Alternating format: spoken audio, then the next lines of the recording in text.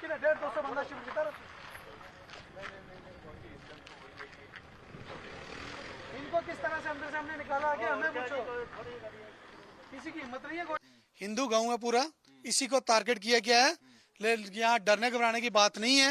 लोगों ने डट के मुकाबला किया। रात को हिम्मत रखी है उन्होंने, फिर भी डैमेज हुआ हमारे बहुत भी, फिर भी लड़कों ने हिम्मत करके गांव से लोगों को निकाल के साइड सेफ जगह पे किया है।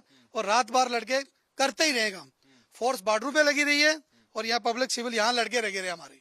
तो सिविल जितनी हो सकी उतने लड़कों ने एक दूसरे को निकाल के सेफ जगह पे लेके गए। मुंह तोड़ जवाब दिया है। पाकिस्तान ये ना सोचे कि ये डरने वाले नहीं है।